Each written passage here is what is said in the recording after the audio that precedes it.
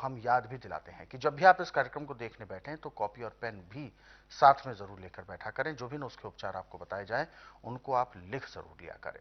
तो आगे बढ़ते हैं, शुरू करते हैं आज के मुख्य विषय पर चर्चा।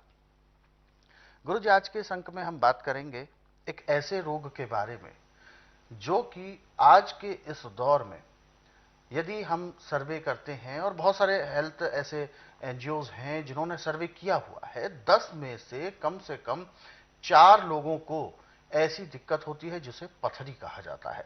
हालांकि जब भी टेस्ट कराते हैं तो बड़ी से बड़ी पथरी, जैसे पत्थर नुमा कोई एक अंश हमारे शरीर के अंदर हो। क्या होती है पथरी, किस तरीके से होती है और इसके क्या क्या घातक परिणाम होते हैं? देखिए, पथरी पत्थर नहीं होता है। लेकिन टेस्ट रिपोर्ट्स में तो पथरी ही बताया जाता है। सुनिए ना जी। खाना खाते समय आप पानी नहीं पी रहे हम्म। और आपने कोई सख्त चीज खा ली है, जैसे परोठा है, पूरी है, कचौरी है। अब उसको पानी मिला नहीं, वो पित्ते में या गुर्दे में या ब्लैडरी में कहीं भी पत्थर जैसा रूप धारण कर लेती है। वो पानी तो उसको मिला नहीं था, वो सख्त होती जाती है। क्योंकि जब पानी और ऑक्सीजन हमारे खाए पिए को पूरी ना मिले तो पचता नहीं है। अच्छा। ये है असली चीज। अब चाहे पित्ते के अंदर हो, चाहे गुर्दे में हो, कहीं भी हो पथरी, इसका इलाज पूरे संसार में मेडिकल में तो चीर फाड़ है। और जो हमारे आयुर्वेद, यूनानी, होम्योपैथी, नेचुरल, इसमें नुस्खा पूरा नहीं है, तो पथरी कहाँ से जाएगी? परंतु मेरा एकमात्र आश्रम ऐसा है कि ना तो रोगी मुंह से बोलेगा मुझे तकलीफ है, ना कोई टेस्ट रिपोर्ट लाएगा, न परिवार की हिस्ट्री बताएगा। यहाँ का नियम है कि बुधवार की मैं छुट्टी रखता हूँ, गुरुवार से लेकर मंगलवार तक नाड़ी परीक्षण करता हूँ। नाड़ी परीक्षण में पैर के तलुए से सिर के बाल तक की MRI, CT scan, x ray, ultrasound, ECG, sonography, सब कुछ 5 सेकंड में हो जाते हैं। फिर उसके अनुसार दवाइयाँ खाने की हैं, पीने की हैं, मालिश करने के तेल हैं, आँख में, नाक में, कान में डालने की दवाइयाँ, दांत भंजन है, और ये सब जड़ी बूटियाँ हैं। और सबसे बड़ी विशेषता है कि मेरी अपनी फार्मेसी दवाइयाँ बनाने की, मैं किसी की बड़ी बनाई दवाइयाँ नहीं बेचता। और ये दवाइयाँ मैंने रजिस्टर्ड करा रखी है, पेटेंट है, इनका साइड इफेक्ट कोई नहीं है। और सबसे बड़ी बात यह कि मार्केट में मैं किसी को बेचने के लिए दवाई नहीं देता है। दवाई उन्हीं रोगियों को दूंगा जिनका नाड़ी परीक्षण करूंगा। ये भी विशेषता है यहाँ की। तो अब इसका घरेलू उपचार है सूंठ, वरुण की छाल और छोटा गोखरू। ये आप ले लें लगभग 50-50 ग्राम, 150 ग्राम हो गया। अब इसको दरदरा कूट लें। कूट करके सूती कपड़े के अंदर इसकी गांठ ढीली सी बना के अब इसको 20 लीटर पानी में उबालें। 20 लीटर का जब आपके पास 5 लीटर पानी रह जाए, 15 सूख जाए, तो इसको आंच बंद कर दे, ठंडा होने दे। जब इसका 15 से 18 डिग्री के अंदर टेम्परेचर रहेगा, इसको नीचे उतार ले, छान ले। अब इसको कांच का बर्तन है तो उसमें रखें, नहीं तो मिट्टी के बर्तन में रख ले। अब इसमें से आपने एक बारी में 50 से 100 ग्राम के अंदर पानी लेना है।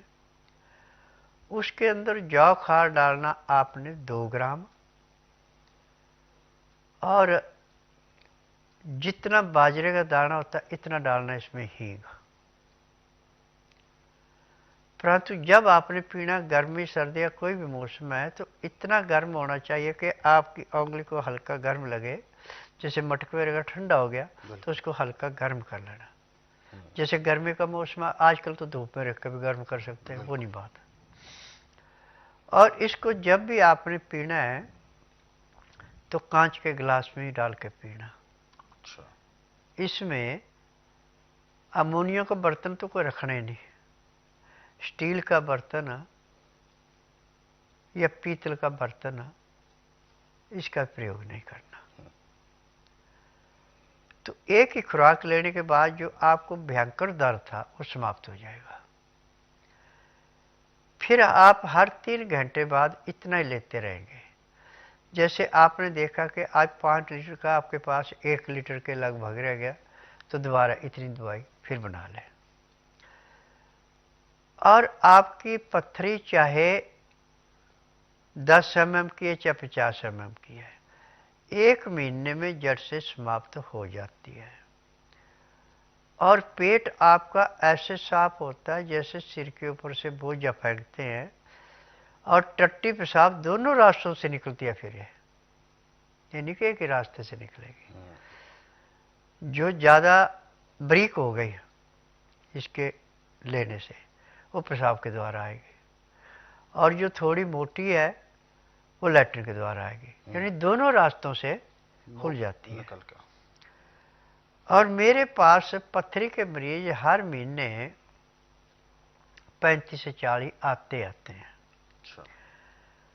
और जिन्होंने, जो मैं उपचार बताता हूँ, घर में उपचार करते हैं, तो 2-2.5 महीने के बाद वो फ़ोन करते हैं कि आपके इस नुस्खे ने हमें इतना लाभ किया। तो मैं उनसे एक निवेदन करता हूँ कि देखिए, मैं अपनी विद्या को बढ़ाने के लिए बैठा हूँ, इसको ख़त्म करने के लिए बैठा हूँ। टीवी के माध्यम से जो भी मैं नुस्खा बताता हूँ वो ऐसे क्लियर बताता हूँ जैसे माँ के पेट में बच्चे की रक्षा होती है, ऐसे वो प्राणी की रक्षा करता है। परंतु उसको जड़ी बूटियों की पहचान होनी चाहिए। ये नहीं कि जड़ी बूटी का नाम कुछ और लेके कुछ और आ गए। बिल्कुल, हर जड़ी बूटी का अपना अलग अलग प्रभाव है। उदाहरण के तौर पे आपके दांत में कीड़ा लगा है और आपको इतना भयंकर दर्द हो रहा है कि आपने इंजेक्शन लगा लिया, दवाइयाँ खा ली, परंतु वो दर्द नहीं मिट रहा है, और डॉक्टर ने कह दिया आपका दांत निकालना पड़ेगा। तो आपको दांत निकालने की जरूरत नहीं है, ना दवाई खाने की जरूरत है। मंगल शनिवार छोड़ करके आप किसी दिन भी रुई और चाकू लेके पीपल के पेड़ के पास चले जाएं। जहाँ पीपल के पेड़ की नर्म छाल है, पूर्व दिशा में या पश्चिम दिशा में, वहाँ चीरा लगाएं, उससे दूध निकलेगा। और रुई का फवा उसमें दूध में तर करके उस दांत पे रख दे। दर्द तो आपका 1 सेकंड के अंदर बंद हो गया।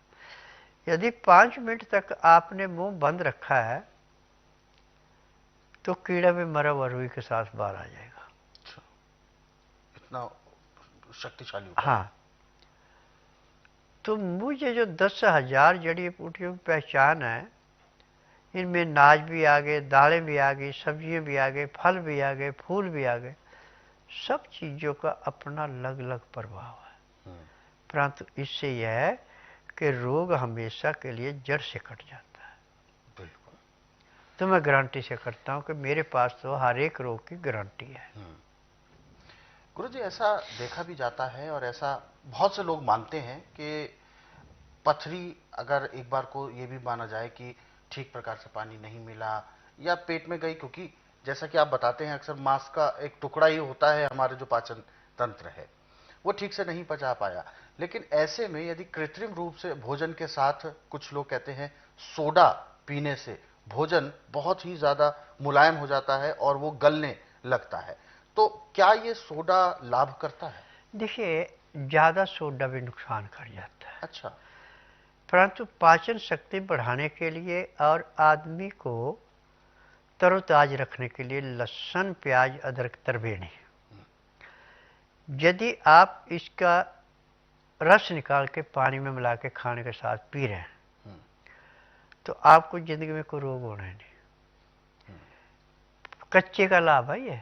अच्छा। ये नहीं कि आपने उसको भून के खा लिया फिर लाभ नहीं, वो उल्टा नुकसान भी करेगा।